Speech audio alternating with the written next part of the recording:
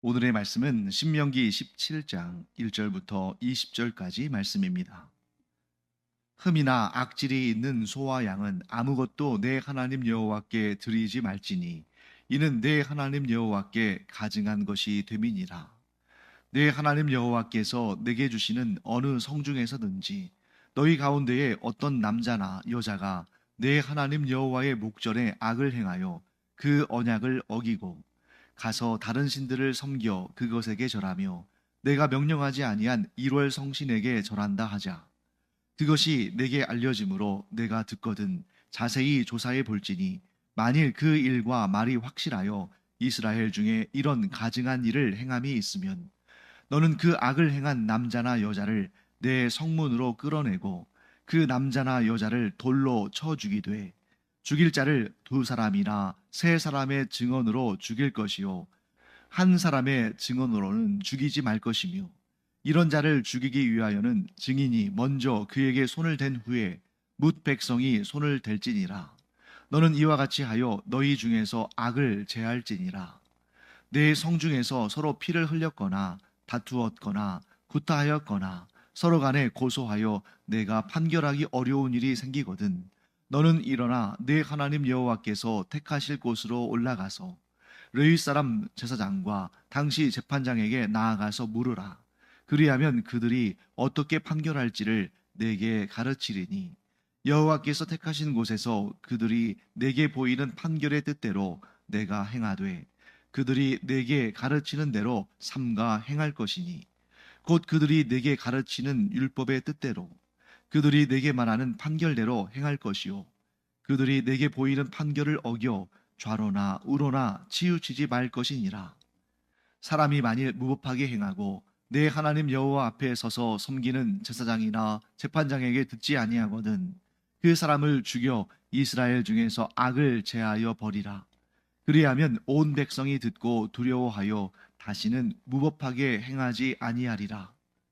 내가 내 하나님 여호와께서 내게 주시는 땅에 이르러 그 땅을 차지하고 거주할 때에 만일 우리도 우리 주위의 모든 민족들 같이 우리 위에 왕을 세워야겠다는 생각이 나거든 반드시 내 하나님 여호와께서 택하신 자를 내 위에 왕으로 세울 것이며 내 위에 왕을 세우려면 내 형제 중에서 한 사람을 할 것이요 내 형제 아닌 타국인을 내 위에 세우지 말 것이며 그는 병마를 많이 두지 말 것이요 병마를 많이 얻으려고 그 백성을 애굽으로 돌아가게 하지 말 것이니 이는 여호와께서 너희에게 이르시기를 너희가 이후에는 그 길로 다시 돌아가지 말 것이라 하셨음이며 그에게 아내를 많이 두어 그의 마음이 미혹되게 하지 말 것이며 자기를 위하여 은금을 많이 쌓지 말 것이니라. 그가 왕위에 오르거든 이 율법서의 등사본을 레위 사람 제사장 앞에서 책에 기록하여 평생에 자기 옆에 두고 읽어 그의 하나님 여호와 경외하기를 배우며 이 율법의 모든 말과 이 규례를 지켜 행할 것이라. 그리하면 그의 마음이 그의 형제 위에 교만하지 아니하고 이 명령에서 떠나 좌로나 우로나 치우치지 아니하리니 이스라엘 중에서 그와 그의 자손이 왕위에 있는 날이 장구하리라. 우리가 어제 공부한 신명기 17장은 이스라엘이라는 이 나라, 이 곧 가나안 땅에 세워질 이 나라의 골격을 이루는 세 가지, 곧 입법과 사법과 행정 시스템에 대한 그러한 하나님의 규례가 소개가 되고 설명이 됐습니다. 자, 이스라엘의 입법, 즉 법을 세우는 그 과정에서 이 입법은 무엇으로 정해져 있습니까? 율법이죠. 하나님의 율법, 즉 사람들이 서로 뭐 자기의 지혜를 짜내서 또는 뭐 그것을 토론하면서 또 투표를 통해서 확정하면서 이런 것이 아니라 하나님께서 주권자 되시기 때문에 하나님께서 하나님의 율법을 그들에게 주시고 그 율법을 따라 살게 하셨습니다. 자, 그다음에 이제 율법이 주어졌으니까요. 사법 체계. 그 율법을 통해서 판결하는 이 사법 체계는 누구를 통해서 이루어지게 하셨습니까? 네. 지방의 사법 체계가 있고 중앙의 사법 체계가 있는 거죠. 즉 지방 법원이 있고 중앙법원이 있습니다. 지방에서 이 율법을 따라 판결하는 사람들은 누구였습니까? 장로와 같은 그 지역에 뭐좀 연륜도 있고 또 율법의 지식도 있고 또 지혜도 있어서 그 율법을 적용할 수 있는 그런 능력이 있는 사람들을 통해서 이루어졌습니다. 그런데 이 지방의 사법 체계를 통해서는 해결하기 어려운 문제들이 있었죠. 그것은 어디로 가지고 와야 됩니까? 중앙으로. 그래서 중앙에서는 누가 그 율법을 가지고 그 판결을 하게 됩니까? 제사장과 재판관이라고 되어 있죠. 자, 여기서 제사장은 어떤 사람들이에요? 누구보다 율법을 소중히 여기고 그 율법을 깨닫고 잘 가르쳐야 되는 사람들이죠. 그들이 이제 율법을 따라 판결합니다. 그런데 제사장들만 있는 것이 아니라 재판관도 있었죠. 신명기 17장에 나오는 재판관은 어떤 사람입니까? 사사를 의미하는 거예요. 사사. 이런 사사들을 통해서 중앙 사법 체계가 이루어집니다. 자, 그다음에 마지막으로 행정에 있어서는 이 여호수아 이후로 한 400년 정도는 사사 시대입니다만 그 사사 시대를 지나서 또 어떤 행정 체계가 이루어집니까? 왕에 의한 통치가 이루어지죠. 그래서 그 왕을 어떻게 세울 것인지 거기에 대한 규례도 하나님께서 모세를 통해서 주셨습니다. 자, 그리고 이제 우리가 신명기 18장으로 오게 되는데 여러분 눈으로 쭉 보세요. 우리가 지금 신명기 18장을 읽었는데 어제 신명기 17장에서는 입법, 사법, 행정에 관한 내용이 나왔습니다. 그러면 오늘 신명기 18장에서는 어떤 시스템이 나올까요? 종교죠. 종교에 관한 규례가 나옵니다. 그래서 여기에 제사장, 레위인, 또 이 좋지 않은 케이스, 악한 케이스를 또 하나 소개하죠. 무엇입니까? 주술사라 할지, 마술사라 할지, 또는 뭐 우상을 섬기는 사람들이 할지 이런 사람들이 등장하고 또 마지막으로 누가 등장합니까? 선지자. 자, 이스라엘의 종교 체제는 어떤 사람들에 의해서 운영이 됩니까? 제사장, 레위인, 선지자. 이렇게 우리가 전체적인 그림을 머릿속에 좀 담아놓고요. 구체적인 내용들을 좀 보겠습니다. 맨 먼저 1절부터 5절까지는 제사장에 관한 규례가 등장하죠. 제사장들은 어떤 사람들입니까? 한마디로 정리하면 이거죠. 하나님께서 그들을 특별히 세우셨다. 하나님께서 하나님의 일, 하나님과 관련된 그런 거룩한 일들을 담당하도록 제사장들을 세우셨다. 이렇게 말씀합니다. 그리고 그 제사장들을 돕는 역할은 누가 합니까? 레위인들이 하는 것입니다. 그래서 이 제사장을 포함한 레위인들. 자, 제사장은 반드시 레위 지파의 사람들일 수밖에 없죠. 왜 그렇습니까? 제사장은 누구의 후손들만 제사장이 될 수 있어요? 아론의 후손들만. 아론은 어떤 지파입니까? 레위 지파. 그러니까 이 레위 지파는 보다 더 큰 집단이고 그 레위 지파 중에서도 일부 아론의 후손들만 제사장의 역할을 감당할 수 있는 것입니다. 자, 그러면 제사장과 레위인들은 어떤 차이가 있습니까? 레위인들이 불만이 있을 수밖에 없었어요. 레위인들이 불만이 있어서 이 광야 40년 그 세월 동안에도 고라 자손이라는 이 아론의 후손들이 아닌 아론의 지파가 아론의 가문이 있는 그런 그 후손들이 아닌 고라 지파, 고라의 자손들이 어떻게 했습니까? 아니 왜 레위인들 중에 우리 똑같은 레위인인데 왜 아론의 자손들만 제사장 역할을 하느냐?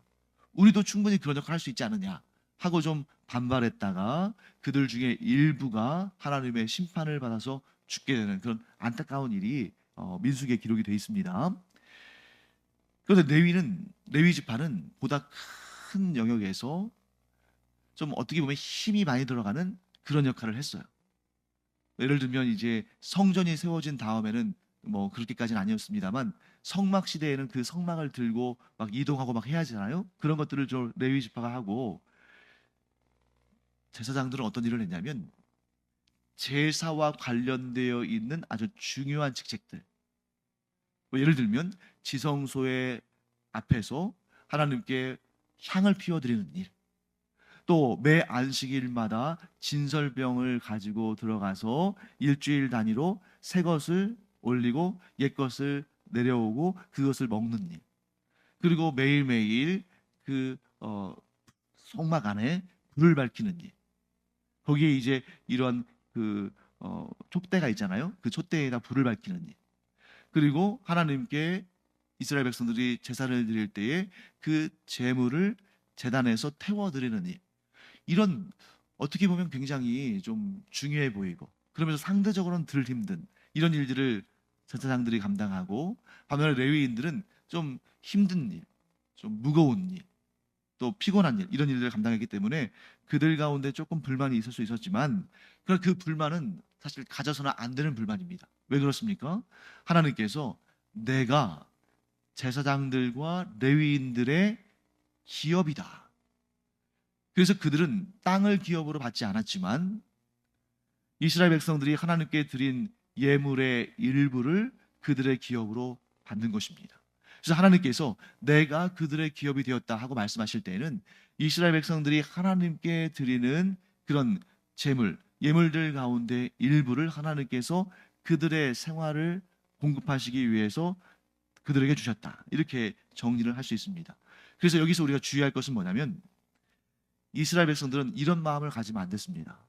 자, 저 레위인들, 저 제사장들 우리가 먹여 살려 이런 마음 가지면 돼요, 안 돼요? 안 된다는 거예요. 그런 마음을 갖기 시작하니까 어떤 일이 벌어졌습니까? 이스라엘 백성들이 11조를 드리지 않기 시작했어요.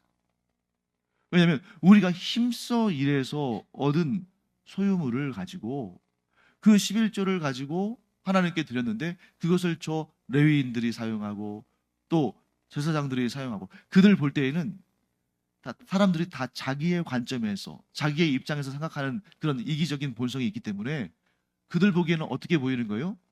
레위인들이나 제사장들은 일도 하지 않고 그냥 우리가 힘써서 땀 흘려서 일한 것을 그냥 뭐 마치 무의도식 하듯이 갖다 쓰는 것처럼 그렇게 보였다는 거예요. 그러니까 나중에 후대에 가서 어떻게 합니까? 그들이 11조를 드리지 않습니다. 왜냐하면 11조의 용도가 세 가지가 있는데 가장 중요한 것은 무엇입니까? 하나님께 예배를 드리는 성막이 있을 때는 성막, 예루살렘 성전이 세워진 다음에는 성전, 이런 하나님을 섬기는 그 일을 감당하는 그러한 뭐 성전이 유지되고 성막이 유지되고 제사 제도가 유지되고 또 제사장 제도가 유지되는 그런 일을 위해서 하나님께 드려지고 두 번째는 어떤 것입니까? 레위인과 또 제사장들의 생활을 공급함으로 그들이 생활의 필요를 공급함으로 그들이 계속해서 그 거룩한 사명을 감당할 수 있도록. 그리고 마지막 세 번째는 무엇입니까? 가난하고 병들고 또 사회적인 약자들, 나그네들 이런 사람들이 살아갈 수 있도록 도와주는 거였죠. 그런데 이게 레위인들에게 자신들이 너무 많은 것을 준다. 그들은 일도 안 하는데 우리가 준 것을 가지고 먹고 사는데 우리가 그런 수고를 할 필요가 있을까 하고 그런 생각에서 11조를 드리지 않기 시작하니까 어떤 일이 생겨났나요? 레위인들과 제사장들이 이제 하나님을 섬기는 일은 더 이상 관심이 없고 먹고 사는 일에 그들의 대부분의 시간을 사용하는 것입니다. 일단 뭐 먹고는 살아야 되니까. 그러다 보니까 어떻게 됐어요? 성전을 지키는 사람들이 사라졌어요. 자, 그러다 보니까 또 어떻게 됐습니까? 하나님께 제사를 드리지 않아요. 그래서 말라기서를 보면 이 선지서의 마지막 책이자 구약 성경의 마지막 39번째 책인 말라기서를 보면 거기에 어떤 내용이 나옵니까? 거기에 11조에 대한 내용이 나오잖아요. 그래서 우리가 보통 11조에 대한 내용, 11조에 담긴 약속, 하나님의 뜻을 알아보려면 말라기서를 읽는데 말라기서에서 하나님께서 11조에 대한 이야기를 하시는 이유가 있어요. 그 배경은 너희들이 11조를 하나님께 드리면 하나님께서 이런 복을 주신다. 물론 이제 그런 내용도 담겨 있습니다만 그 말씀이 말라기서에 담기게 된 이유는 이스라엘 백성들이 11조를 드리지 않았기 때문이에요. 왜? 그 마음속에는 어떤 마음이 있는 것입니까? 물질에 대한 아까운 생각. 그러니까 우리가 이 11조를 드려봤자 저 레위인들과 제사장들만 좋은 일, 그들에게만 좋은 일 하는 건데 우리가 굳이 드릴 필요가 있는가? 그래서 결국 그렇게 되다 보니까 나중에 어떻게 됩니까? 나라가 망하게 되죠. 왜 망하게 됩니까? 하나님의 명령을 거슬렀을 뿐만 아니라 그들의 이 하나님만 섬기는 종교 체제가 무너져 버린 거예요. 사랑하는 성도 여러분, 그래서 이 11조가 갖는 의미는 뭐냐면 단지 내가 소유한 것의 10분의 1을 막 정확히 계산해서 세금처럼 떼어서 드리고 이런 개념이 아니라 아름다운 것을 지키는 것이다. 뭐예요? 하나님을 섬기는 신앙을 지키고 또 이 교회 공동체를 지키고 또 나아가서 이 예배를 지키고 하나님이 주시는 복의 그 선순환, 그 시스템, 선순환되는 체계를 지키는 그런 가장 근본적인 것이다. 그러니까 하나님께서 그것을 위해서 11조를 싸신 겁니다. 그럼 왜 11조냐? 네. 그래서 이제 전에도 제가 좀 말씀드린 적이 있었는데 미국의 어떤 교단에서는 이제 이런 연구가 있었어요. 그 교단의 학자들이 구약에 나오는 계명 중에 11조는 율법의 계명인데 오늘날 우리가 율법을 그대로 지킬 필요는 없지 않은가. 그래서 우리가 예수님을 믿고 하나님을 섬기면 그것으로 구원을 받고 그것으로 하나님께서 우리를 지켜주시고 보호하시고 복을 주시는데 굳이 11조를 드려야만 우리가 되는 것인가? 그것은 율법의 규정 아닌가? 거기에 두 가지 문제가 발생했습니다. 첫째는 여러분 11조가 율법의 계명으로 출발했습니까? 아니잖아요. 율법은 모세 시대에 하나님께서 시내산에서 주신 명문화된 하나님의 법이고 이 11조는 사실 그 이전에 아브라함 때도 존재했고 또 야곱 때도 존재했잖아요. 그것이 하나님에 대한 감사, 하나님에 대한 헌신의 표시로 제시됐지 이게 구원에 이르기 위한 방도로 세워진 것은 아닙니다. 오히려 이것은 구원받은 하나님의 사람이 하나님께 감사하고 하나님께 헌신하는 의미로 드려진 거였죠. 그렇기 때문에 이걸 율법적 규정으로 이렇게 한정시키는 것은 문제가 있다. 그다음에 두 번째, 그럼에도 불구하고 우리가 11조를 드려야만 구원받는 건 아니잖아요. 또 11조를 반드시 드려야 한다는 그러한 어떤 구속적인 계명이 있는 것도 아니고 그런데 그 교단의 학자들이 모여서 이렇게 연구를 하는데 아주 신학적인 부분에서부터 아주 실질적인 부분에 있어서까지 연구를 하는데 그 교단에 속한 성도들의 수와 교회들의 수와 교회들의 재정적인 상황들을 이렇게 쭉 연구해 보니까 그 성도들의 각 가정에서 11조, 즉 자신들의 소득의 10분의 1 정도를 하나님께 예물로 드리고 그것이 교회의 재정에 들어가야만 교회가 유지가 되고 또 목회자들이 생활에 염려 없이 목회에 전념할 수가 있고 또 교회가 감당해야 된 중요한 3대 사역이 있잖아요. 선교와 구제와 미래 세대를 양육하는 이런 일들을 감당할 수 있겠더라 하는 그런 결과를 낸 거예요. 그래서 하나님께서 이 11조를 요구하신 이유가 단지 계명적 차원에서 뭐 세금처럼 요구하신 것이 아니라 하나님께서 이루시는 그 아름다운 일들, 예배와 또 교회 제도의 유지와 또 하나님의 일을 감당할 사람들을 또 계속해서 유지하는 일과 또 선교와 구제와 미래 세대를 양육하는 장학 사역과 이런 사역들을 제대로 감당하려면 그 정도의 헌신은 있어야 하더라 하는 그런 결론을 내는 것을 또 제가 본 적이 있습니다. 그래서 이제 그런 교단에서는 11조라는 그런 이름이 좀 율법적으로 여겨지니까 그렇게 하지 않고 정한 예물, 정한 헌금 이런 식으로 이제 불리는 그런 것도 본 적이 있었는데요. 자, 하나님께서 11조의 예물을 요구하신 이유는 우리가 11조를 드리면 그것이 뭐 갑자기 펑 하고 사라져서 하나님의 보좌 우편에 올라가고 그런 것이 아니라 하나님께서 뜻하신 가장 소중하고 가장 거룩하며 우리를 가장 안전하게 하고 복되게 하는 그 일들을 이루게 하십니다 하는 것을 우리가 보게 됩니다.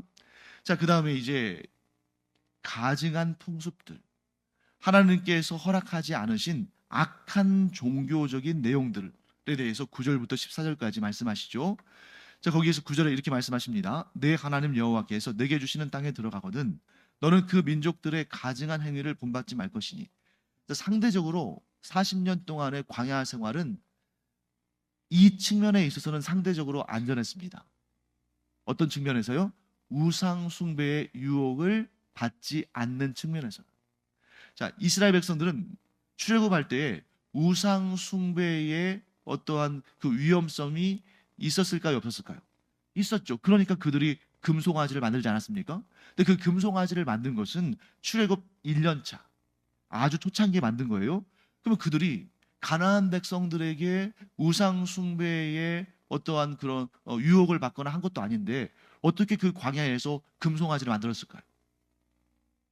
그들이 애굽 땅에서 살았잖아요. 그러니까 그들이 애굽 땅에서 살면서 그 애굽 사람들이 우상을 만들고 섬기는 것을 봤단 말이죠. 그래서 그 모습을 봤던 사람들이 광야에서 금송아지를 만들었습니다. 그런데 그 모습을 보았던 사람들은 사실 광야 40년의 세월 동안에 거의 다 죽었죠. 그러니까 이 어린아이들이랄지 혹은 광야에서 태어난 아이들은 우상 숭배하는 모습을 보지 못했어요. 그렇기 때문에 상대적으로 안전한 것입니다. 그런데 모세는 그들에게 경고합니다. 뭐라고 경고해요? 너희들이 이제 그 여호와 하나님께서 너희에게 주시는 땅, 가나안 땅에 들어가면 거기에서 제일 먼저 보는 것이 바로 그들의 우상 숭배 신앙이다. 그러면 너희들이 그것을 보고 이런 게 있었네?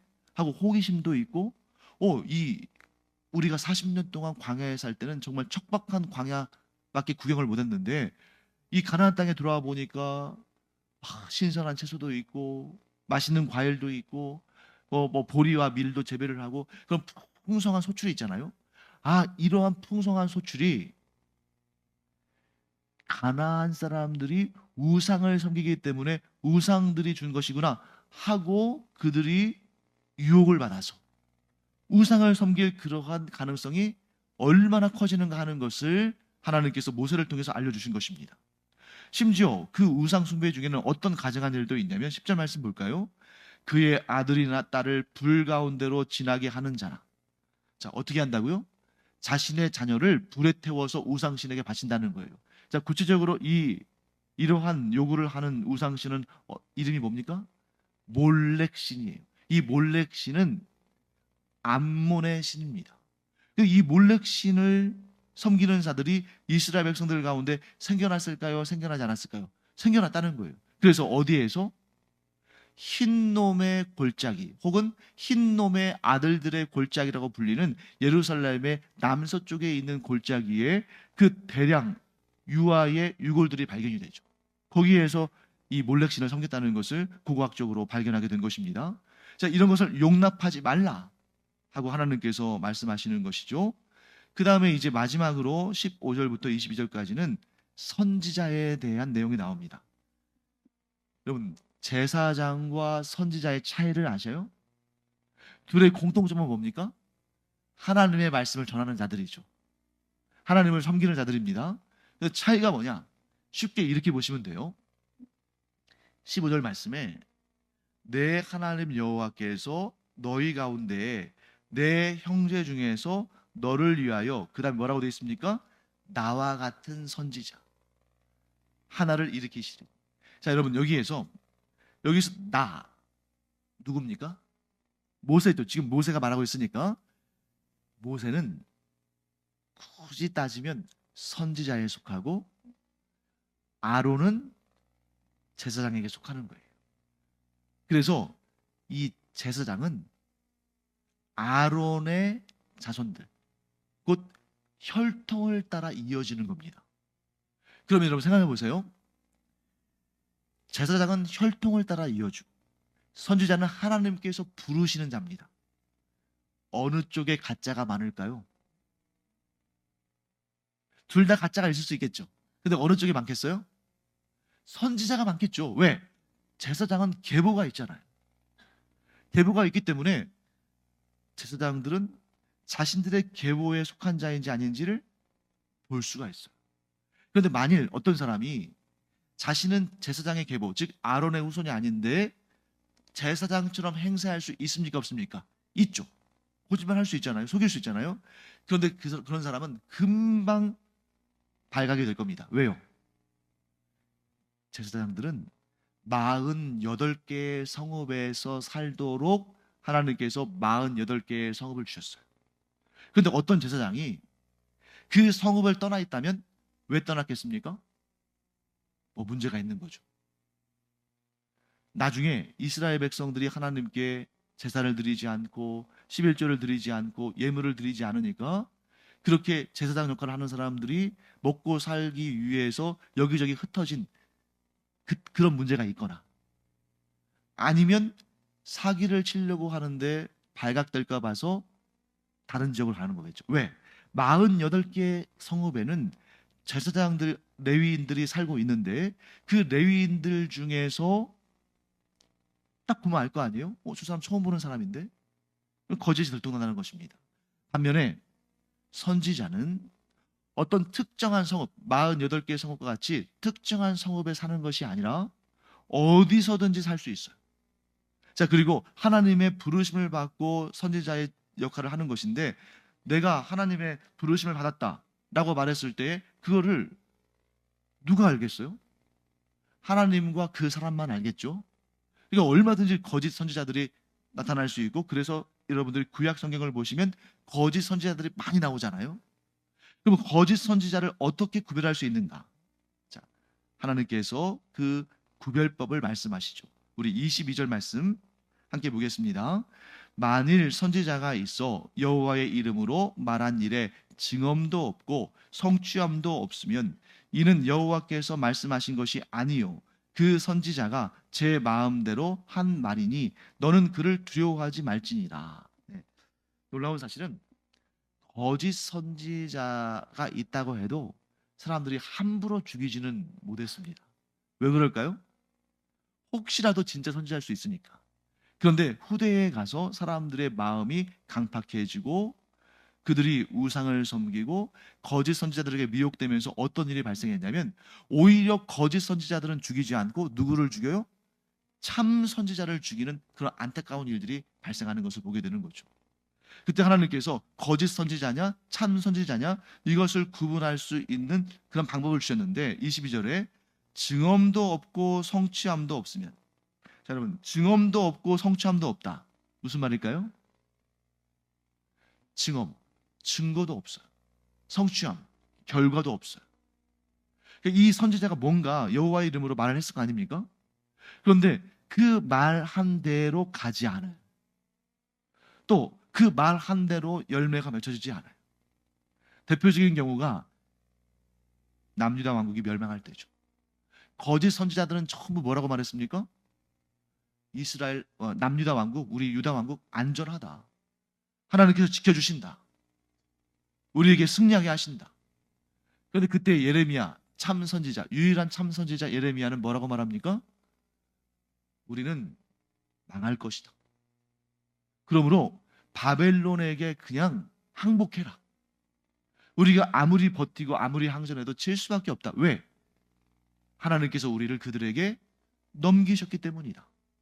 자, 그렇기 때문에 거짓 선지자는 대대로 인기가 있었습니다. 반면에 참 선지자는 대대로 인기가 없었어요. 왜 그럴까요?